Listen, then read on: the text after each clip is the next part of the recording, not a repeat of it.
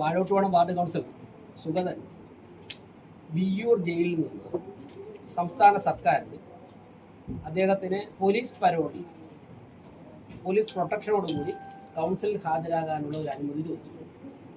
നിയമത്തിൽ ചോദിക്കാം, കാപ്പ് ആക്ട് അനുസരിച്ച് അദ്ദേഹം ചോദിക്കും. ഈ കൗൺസിൽ കൂടി ഹാജരായില്ലെങ്കിൽ അദ്ദേഹത്തിന്റെ കൗൺസിലർ സ്ഥാനം നഷ്ടപ്പെടും എന്ന ആശങ്കയും അദ്ദേഹം അതിൽ പ്രകടിപ്പിച്ചു. ആ സമയത്ത് അദ്ദേഹത്തിന് കൗൺസിലിൽ ഹാജരാകാൻ വേണ്ടി പ്രൊട്ടക്ഷൻ കൊടുക്കുന്ന ആവശ്യം സംസ്ഥാന സർക്കാർ നിരസിച്ചു. അതേ സർക്കുലറിൽ തന്നെ അദ്ദേഹം ജയിലിൽ കിടക്കുന്ന കാലയളവിൽ കൗൺസിൽ ഹാജരാകുന്നതിൽ നിന്നും ഒഴിവാക്കി കൊടുക്കണം എന്ന് പറഞ്ഞ് അപേക്ഷ കൊടുക്കാവുന്നതാണ്. ആ അപേക്ഷ കൗൺസിൽ വോട്ടിനിട്ട് പാസാക്കുന്ന പക്ഷം അദ്ദേഹത്തിൻ്റെ കൗൺസിലർ സ്ഥാനം സുരക്ഷിതമായിരിക്കും എന്നുള്ള മറുപടിയാണ് സംസ്ഥാന സർക്കാരിൻ്റെ ആഭ്യന്തര വകുപ്പ് കൊടുത്തത്. 20/7/2026 ആ സർക്കുലർ സംസ്ഥാന സർക്കാരിൻ്റെ ആഭ്യന്തര വകുപ്പ് പുറപ്പെടുവിച്ചിരിക്കുന്നത്. ആ ഉത്തരവിൻ്റെ വെളിച്ചത്തിലും മുനിസിപ്പൽ ആക്ട്, കേരള മുനിസിപ്പാലിറ്റി നിയമവും ചട്ടങ്ങളും, അതിൽ 91K സെക്ഷൻ 91K ആ ചട്ടത്തിൻ്റെ വാഴോട്ടുവാണം വാർഡ് കൗൺസിലർ സുഗതൻ സമർപ്പിച്ച അദ്ദേഹത്തിൻ്റെ അപേക്ഷ ഇന്നത്തെ കൗൺസിൽ യോഗം പാസാക്കി. അപേക്ഷ അവതരിപ്പിച്ചപ്പോൾ അതിൽ ഭരണപക്ഷത്തെ കൗൺസിലർമാരും പൗണ്ട് കടവ് വാർഡ് കൗൺസിലർ സുധീഷും സുഗതന്റെ അപേക്ഷയെ പിന്തുണച്ചു.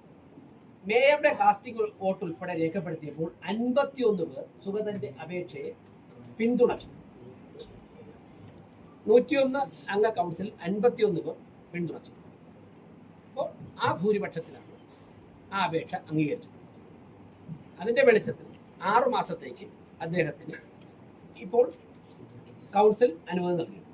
അത് നിയമപരമാണ്. അതോടൊപ്പം തന്നെ സംസ്ഥാന സർക്കാരിൻ്റെ UDF സർക്കാരിൻ്റെ ആഭ്യന്തര വകുപ്പിൻ്റെ സർക്കുലറുണ്ട്. ആ സർക്കുലർ മീഡിയ ഗ്രൂപ്പിലിട്ടിട്ടുണ്ട്, എല്ലാവർക്കും അതിൽ നിന്ന് ലഭിക്കും. ഈ സർക്കുലർ അവിടെ 2 തവണ വായിച്ചു. പക്ഷേ ദൗർഭാഗ്യവശാൽ നമ്മുടെ പ്രതിപക്ഷ അംഗങ്ങൾ അത് വ്യക്തമായിട്ട് കേട്ടിട്ടുണ്ടോ എന്ന് എനിക്കറിയില്ല. വേറെ ഏതെങ്കിലും തരത്തിൽ വോട്ടെടുപ്പ് വേണമെന്ന് ആരും ആവശ്യപ്പെട്ടു. മേയറുടെ ഡിസ്ക്രിപ്ഷൻ ഉപയോഗിച്ച് അദ്ദേഹത്തിൻ്റെ അപേക്ഷയെ അനുകൂലിക്കുന്നവർ കൈ ഉയർത്താൻ പറഞ്ഞു. അപ്പോഴേക്കും 50 പേർ കൈ ഉയർത്തിയായിട്ട് കൗൺസിലിൻ്റെ ശ്രദ്ധയിൽപ്പെട്ടു. ഗവൺമെൻറ് തന്നെയാണ് പറഞ്ഞിരിക്കുന്നത്, നിങ്ങളിങ്ങനെ ഒരു അപേക്ഷ കൊടുത്താൽ താങ്കളുടെ കൗൺസിലർ സ്ഥാനം സുരക്ഷിതമായിരിക്കുന്നു എന്നാണ് ലാസ്റ്റിലായി. താങ്കൾ അയോഗ്യനാക്കപ്പെടുകയില്ല. അദ്ദേഹത്തിനോട് മറുപടിയായിട്ട് എടുക്കാം. ഒരു സർക്കുലറാണ്, അദ്ദേഹത്തിന് കൊടുത്ത മറുപടിയാണ്. മറുപടിയിൽ പറഞ്ഞിട്ടുള്ളത് ഇങ്ങനെ: അദ്ദേഹത്തിന്റെ ഈ കേസിൽ ജയിലിൽ നിന്ന് പുറത്തിറങ്ങുന്നത് വരെയോ അല്ലെങ്കിൽ 6 മാസത്തേക്കോ അദ്ദേഹത്തിന് ഹാജരാവാൻ സാധിക്കില്ല. അതിനുള്ള അനുവാദം നൽകണം. അത് അദ്ദേഹം എഴുതി വിയ്യൂർ ജയിൽ സൂപ്രണ്ടിന് കൊടുക്കുകയും വിയ്യൂർ ജയിൽ സൂപ്രണ്ട് പ്രോപ്പർ ചാനലിലൂടെ ജയിലിലെ രജിസ്റ്റർ രേഖപ്പെടുത്തി തിരുവനന്തപുരം കോർപ്പറേഷൻ തപാലിൽ അയച്ചു.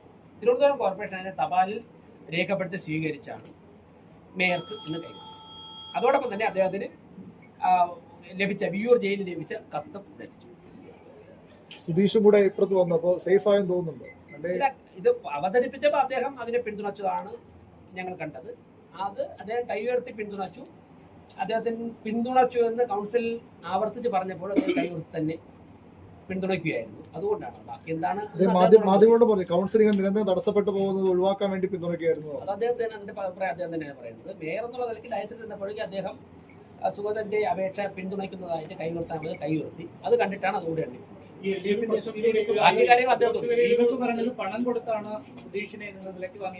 അങ്ങനെയാണെങ്കിൽ ശ്രീകുമാർ എന്ന CPM കൗൺസിൽ വരാത്തതും അതുകൊണ്ടാണ്. തിരുവനന്തപുരം കോർപ്പറേഷൻ രൂപം കൊണ്ടതിന് ശേഷം ഇന്ന് വരെ ഏതെങ്കിലും ഒരു അംഗത്തിന് വരാൻ അസൗകര്യം ഉണ്ടെന്ന് പറയുമ്പോഴേക്കും മേയർ അത് പറയും. ഇന്ന് വരെ ഈ കോർപ്പറേഷന്റെ ചരിത്രത്തിൽ അംഗങ്ങൾ ഇന്ന് വരെ തിരുവനന്തപുരം കോർപ്പറേഷന്റെ ചരിത്രത്തിൽ ജയിച്ചു വന്ന ഒരാൾക്ക് വ്യക്തിപരമായ അസൗകര്യം കൊണ്ട് വരില്ല എന്ന് പറയുമ്പോൾ അല്ല, അയാൾ വരാതിരുന്നാൽ എന്താ അതിന് അനുവദിക്കാൻ ഒക്കില്ല എന്ന് ആരും പറഞ്ഞിട്ടില്ല. ആ കീഴ്വഴക്കത്തിന് LDF തുടക്കം കുറിച്ചു. ഇനിയിപ്പോൾ ഏതെങ്കിലും ഒരു അംഗം സുഖമില്ലാടക്കി വേറെ എന്തെങ്കിലും ആവശ്യം കൊണ്ട് പറയുമ്പോഴേക്കും അപ്പുറത്ത് 50 പേര് എഴുന്നേറ്റ് അനുവദിക്കാൻ പറ്റില്ലെന്ന് പറഞ്ഞാൽ ഞങ്ങൾ ഡിപ്പെൻഡ് ചെയ്യുന്ന മുനിസിപ്പൽ ആക്ടിനെയാണ്. 91K section 91K municipal act, ഇതാണ് ഞങ്ങൾ ഡിപ്പെൻഡ് ചെയ്യുന്നത്. എന്തായാലും സംസ്ഥാന സർക്കാരിന്റെ സർക്കുലർ ആക്ട് അനുസരിച്ചാണ് കോർപ്പറേഷൻ പ്രവർത്തിച്ചത്. സെക്രട്ടറി അനുസരിച്ചാണ്.